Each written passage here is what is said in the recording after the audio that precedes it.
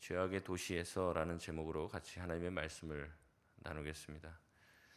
요즘 뉴스를 보면은 잔인한 뉴스들이 많죠. 상상하기 힘든 일들이 우리 가까운 데서 벌어지게 되는 것을 보게 됩니다. 엽기적인 범죄들 그리고 폭력의 기사를 우리가 접할 때마다 사람들이 얘기합니다. 진짜 말세가 왔나 보다. 어떻게 이런 일이 있을 수 있느냐. 정말 세상이 제대로 제정신인 사람이 없는 것 같다. 우리가 탄식하게 됩니다. 그러나 인간 역사에서 이런 잔혹한 일들은 어제 오늘 일이 아니었습니다. 사실 지금에도 일어나는 그런 잔혹한 범죄들이나 그런 일들은 과거에는 더 많이 일어나기도 했고 우리가 상상치 못하는 일들도 과거에 일어났다는 거죠. 그 정점에 있던 도시로 오늘 성경이 소개하고 있는 도시는 바로 소돔입니다. 우리가 생각할 때 흔히 소돔 하면은 성적인 타락이 만연한 도시라고 생각을 하지만 성경학자들과 신학자들은 그 도시 안에 또 하나의 문제가 있었는데 그것이 바로 무엇이냐면 환대 문화를 파괴하는, 그 당시에 그래도 고대 근동 지역의 나그네를 환대하고 또 나그네를 환영하고 잘 대우해 주려고 하는 그 문화를 파괴하고 자기들의 폭력이 일상화된 모습을 주목하고 그것이 하나님 보시기에 악하였다라고 이야기하고 있습니다. 그런 끔찍한 도시에 누가 살고 있었냐? 바로 오늘 성경에 등장하는 롯이 살고 있었죠. 우리는 롯을 보면서 실패한 신앙인, 변절한 신앙인으로 평가하기 십상입니다. 그러나 오늘 롯의 모습들을 바라보면은 어쩌면 우리 모습과 굉장히 닮아 있는 모습들도 볼 수 있습니다.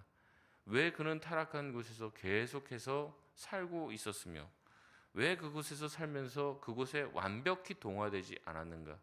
어떻게 보면 롯도 소돔에서 살면서 소돔 사람들처럼 됐다면 오늘과 같은 일은 없었을 것입니다. 왜 타락한 곳에서 살면서 롯은 나그네를 굳이 도와주려고 할까? 왜 하나님은 이 불완전한 노력에 주목하시며 롯의 선행을 긍정하실까라는 그런 질문을 가지고 오늘 본문의 말씀을 좀 살펴보려고 합니다. 우리 본문 1절 말씀 같이 한번 읽어보겠습니다. 1절입니다. 시작. 저녁 때에 그 두 천사가 소돔에 이르니 마침 롯이 소돔 성문에 앉아 있다가 그들을 보고 일어나 영접하고 땅에 엎드려 절하며. 아멘. 롯이 어디에 있었다고 합니까? 성문에 앉아 있었다고 얘기합니다. 이 성문에 앉아 있었다. 이제 구약에서 성문이라는 단어가 나오면 주목을 좀 해야 됩니다. 왜냐하면 당시는 이 성문에서 모든 재판이 이루어지고 뭔가 공지사항이 있을 때도 성문 앞에서 사람들한테 이제 이야기를 하고 있다는 거죠. 그러니까 성문에 앉아 있는 사람들은 보통 사람들이 아닙니다. 재판관이나 아니면 도시의 굉장한 유력자가 있는 장소, 거기에 지금 앉아 있다. 털을 잡고 지금 앉아 있다. 그러면 그 성문에서 사람들이 오가는 모든 출입을 관장하는 일을 하고 있다는 거죠. 그러니까 지금 롯이 지금 이 땅에서 살면서 어떻다는 거예요? 꽤 괜찮은 위치에 지금 올라와 있다는 것을 얘기합니다.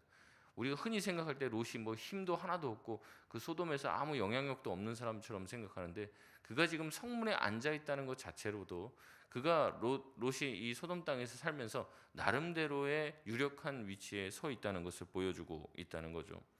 그럼에도 불구하고 롯은 소돔의 문화와는 다른 행동을 합니다. 나그네 멀리서부터 다가오는 두 천사를 보고 어떻게 합니까? 일어나서 영접하고자 하는데 그냥 하지 않고 어떻게 합니까?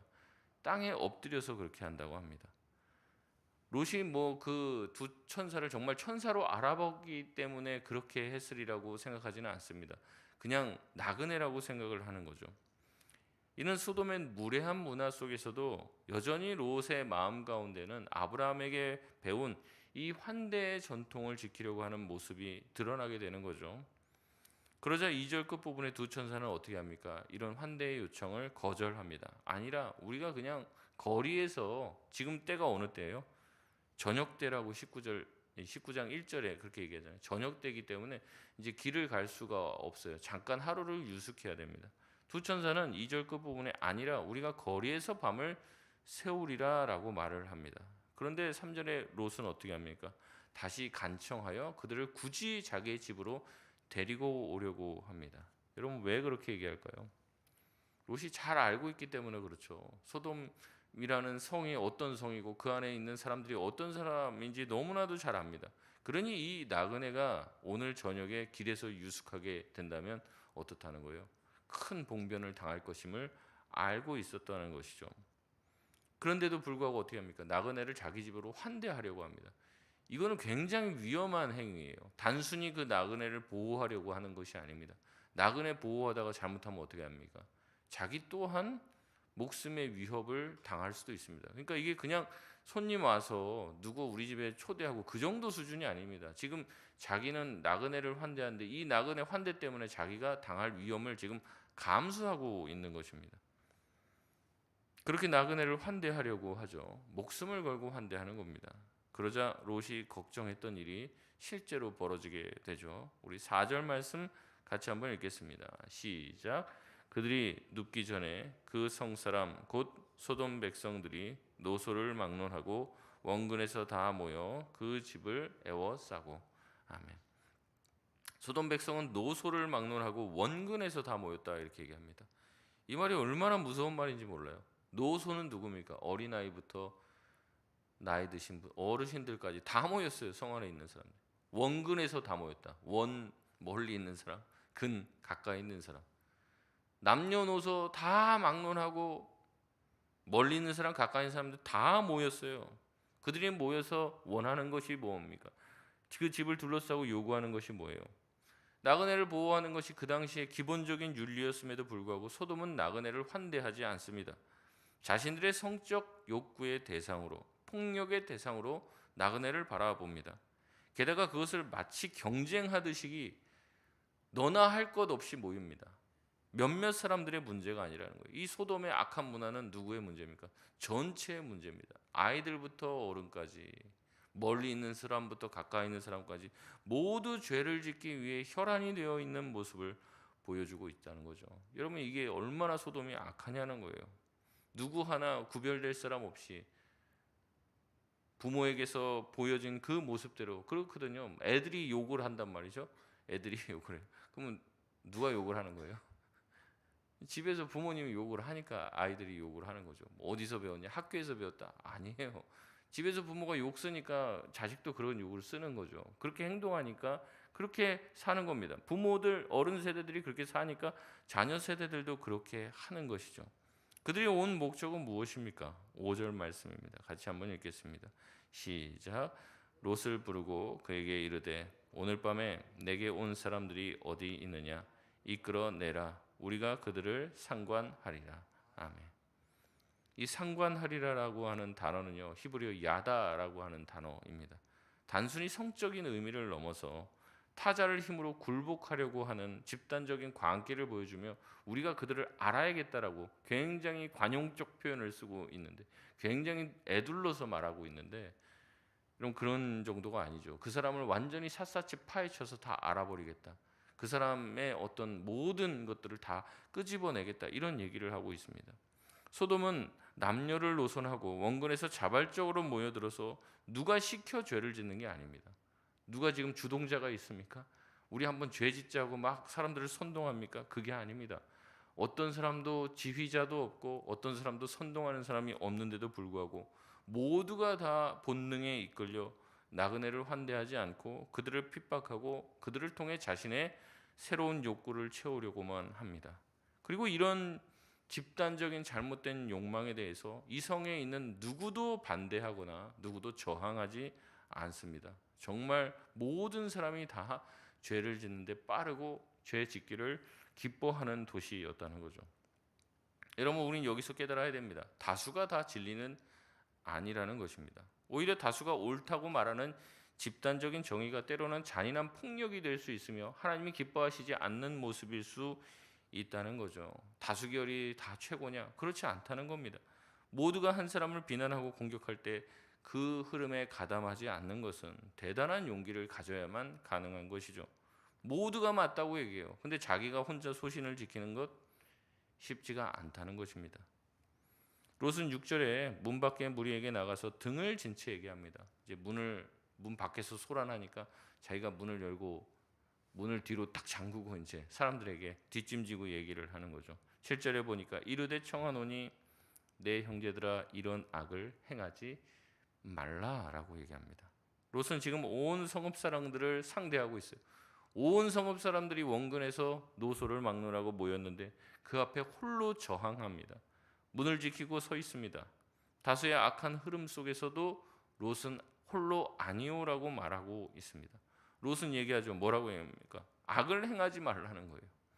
나그네에게 해를 입히는 것이 악이라고 얘기를 하고 있습니다. 우리가 그렇잖아요. 누구한테 악하다 얘기하면 그걸 내가 판단한 거잖아요. 이건 선이 아니고 악하다라는 판단을 한 겁니다. 그러면서 한 가지 제안을 하죠. 8절 말씀 같이 한번 읽겠습니다. 시작. 내게 남자를 가까이 아니한 두 딸이 있노라. 청하건대 내가 그들을 너희에게로 이끌어 내리니 너희 눈에 좋을 대로 그들에게 행하고 이 사람들은 내 집에 들어왔은즉 이 사람들에게는 아무 일도 저지르지 말라. 아멘. 여러분, 이 롯의 선택 어떻습니까? 롯이 이 나그네 대신에 두 딸을 제안하고 있어요. 여러분, 이것은 현대 우리뿐만 아니라 고대 사람들도 쉽게 용납하기 어려운 충격적인 선택입니다.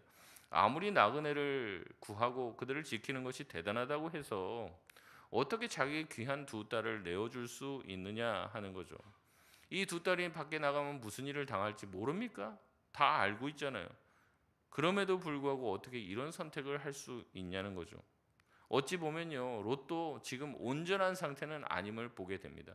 롯이 그 땅에 있으면서 지금 나그네를 환대하는 문화를 지키고 어떻게 보면 목숨을 걸고 나그네들을 지켜보려고 하는 것처럼 보이지만 롯도 그 소돔에 살면서 어떻게 된 거예요? 소돔의 어떤 그런 개념과 어떤 소돔의 문화 가운데 자기도 어느 정도 젖어 있고 그의 가치관이 오염되어 있다는 것을 보게 되는 거죠. 어떻게 두 딸의 정조와 나그네들을 비교하며 이 두 딸을 갖다 바치면 나그네를 살려줄 수 있다. 그러면은 이 두 딸 바칠 수도 있지. 그렇게 생각을 하냐는 거죠. 그러나 롯의 내면에 전혀 선은 없는가? 그 내면에 보면은 그래도 선한 것을 찾아볼 수 있죠. 무엇입니까?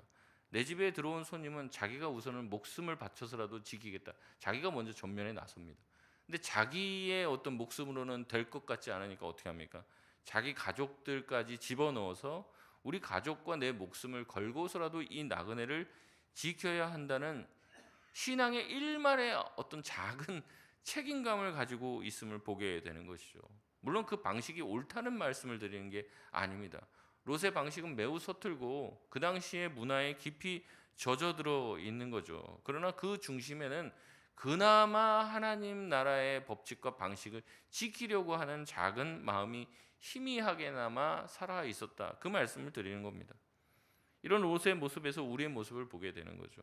여러분, 우리의 신앙도 때로는 정말 어떻게 보면 하나님 보시기에 완전한 모습보다는 롯처럼 불완전한 모습을 보일 때가 많이 있다는 거죠. 우리도 하나님을 믿는다고 하면서 처음부터 끝까지 다 하나님의 뜻대로 합니까? 그게 아니라 우리도 세상에서 살다 보니까 세상 문화에 어느 정도 젖어 있는 게 있어요. 그래서 돌아보면 참 내가 그렇게 하지 말았어야 되는 행동과 선택들을 할 때가 있다는 것이죠. 우리도 롯처럼 불완전한 신앙의 모습을 가지고 있을 때가 있습니다. 그러나 그래도 우리가 최소한 이것만은 양보할 수 없어 하면서 붙드는 것들도 있잖아요.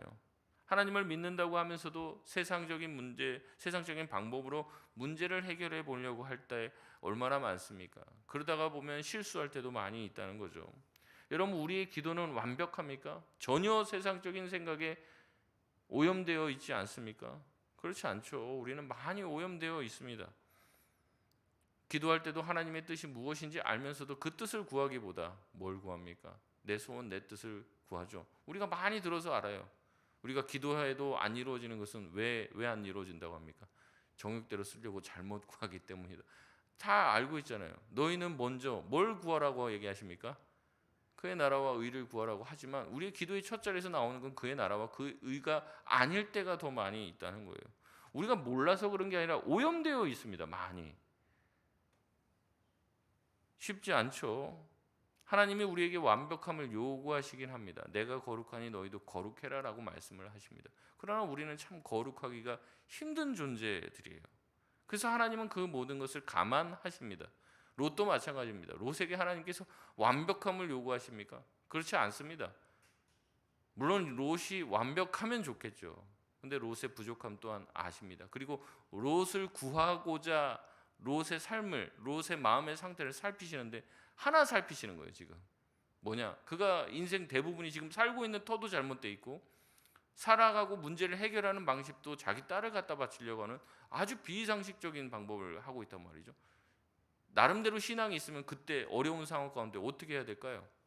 하나님께 기도해야 되는 것이 너무 당연한 거죠. 주님, 지금 이런 상황인데 내가 나그네를 어떻게 환대하려고 하는데 지금 너무 어렵게 됐습니다. 도와주십시오. 뭐 그래야 되는데 그게 아니라 이거를 해결하는 것도 인간적인 방법이에요. 소돔의 방식으로 해결을 하려고 그래요.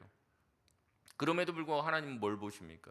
그가 어떻게든 이 나그네를 보호하려고 하는, 하나님이 그 나그네를 환대하려고 하셨던 그 말씀을 어떻게든 지켜보려고 하는 그 작은 마음을 주님께서는 귀하게 여기시다는 거죠. 우리도 완벽하지 못하다고 해서 하나님 앞에 못 서는 것이 아닙니다. 하나님은 엉망진창인 나의 신앙생활 가운데서도 그래도 하나님의 나라의 가치를 지키려고 하는 그 작은 마음, 그것을 주님께서 귀하게 여기시고 모른 채 하지 않으시는 줄 믿습니다. 9절에 하나님은 사람들은 더 이상 롯의 말에 참지 않습니다. 뭐라고 얘기합니까? 9절 말씀에 보면 네가 우리의 법관이 되려고 하느냐 그렇게 얘기해요. 아까도 얘기했죠. 왜 우리한테 악을 행하려고 하느냐. 롯이 그렇게 얘기하죠. 그러니까 더 화가 난 거예요. 네가 법관이냐? 어디서 굴러먹다 온 놈이 와갖고 지금 좀 여기서 유력하다고 성문 지키고 있고 그러고 하고 있는데 네가 무슨 악을 평가하는, 우리 보고 뭐 악인이라고? 다 악하게 물들어 있으니까 누가 악인인지 알 수 없는 그런 상황이죠. 네가 법관이냐 하면서 나그네뿐 아니라 롯을 이제는 더 해야겠다고 협박하며 롯을 밀치고 안으로 문을 부시고 들어가려고 합니다. 그러자 10절에 선사들이 어떻게 합니까? 롯을 잡아채 갖고 안으로 당기고 문을 닫고 11절에 어떻게 합니까? 문 밖에 무리들의 눈을 멀게 하는 거죠. 하나님은 또 천사들은 전혀 개입하지 않습니다. 우리가 보면 그렇잖아요. 처음부터 나서서 좀 하지. 일이 이렇게 될 때까지 가만히 있다가 어떻게 보면 롯의 마지막 결단까지도 보는 거죠. 정말 롯이 진심으로 그렇게 나그네를 지키려고 어디까지 희생할 수 있는지를 지켜보셨는지도 모릅니다. 그러나 롯이 죽을 위기에 처하게 되자 천사들이 개입합니다. 롯이 목숨을 걸고 가족까지 걸고 나그네를 지키려고 하자 이제는 하나님이 롯을 지켜주시기로 합니다. 하나님 나라의 가치를 지키고자 하는 이 귀한 롯의 마음, 그 작은 롯의 마음, 그의 결정들이나 해결 방식이나 왜 하필이면 그 땅에 거주하여서 이미 전쟁에서도 한번 끌려갔다 왔잖아요.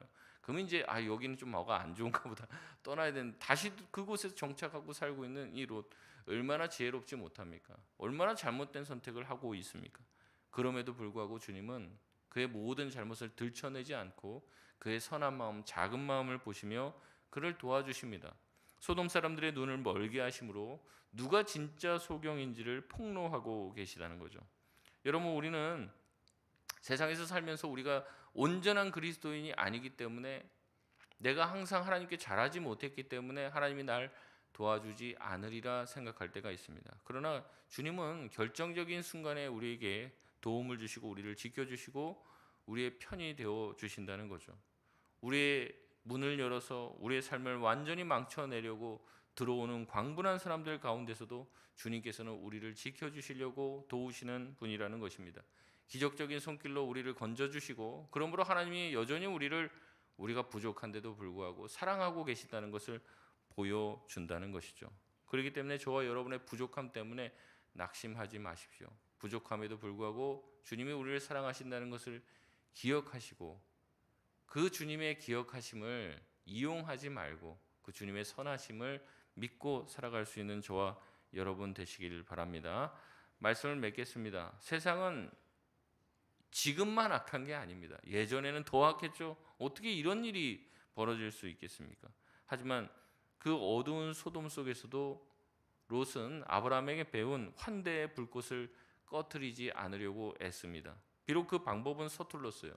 그 문제를 해결하기 위해서 자기의 딸을 바치려고 하는 모습은 신앙적으로도 또 세상적으로도 너무나도 잘못된 모습입니다. 그러나 그 마음 가운데 어떻게든 하나님이 말씀하신 그 환대의 문화를 지키려고 했던 그 마음의 작은 의지를 보시고 주님은 천사를 동원하셔서 그를 위험에서 건져 주십니다. 그리고 결국에 어떻게 하십니까? 이 소돔, 멸망하려고 하는 소돔에서 롯을 건져 주시는 것이죠. 그래서 성경에서는 나중에 평가하는 거예요. 롯을 가리켜서 의인이라고 평가를 하는 것이죠. 이 새벽 우리 자신을 좀 돌아보기를 원합니다. 우리도 하나님 앞에서 온전하게 살지 못하고 롯이 소돔 안에 거하는 것처럼, 또 소돔의 문화에 물들어 있는 것처럼 살 때가 있습니다. 우리의 신앙이 부족하고 실수투성이일 수도 있다는 거죠. 그러나 우리 마음에 여전히 꺼트리지 않은 하나님을 향한 마음, 하나님 나라를 세우려고 하는 그런 마음이 있다면 주님께서 그것 하나 붙잡고, 그래도 네가 이거 하나 붙잡고 지금 살고 있구나, 그러면서 우리의 연약한 믿음을 도우시는 줄 믿습니다. 비록 소돔 같은 세상에 살지라도 주님이 우리에게 주신 그 말씀 하나를 붙들고 믿음 지키며 살아갈 수 있는, 그래서 주님께서 우리의 삶을 건지시는 은혜를 경험하는 저와 여러분 다 되시길 주님의 이름으로 축원드립니다.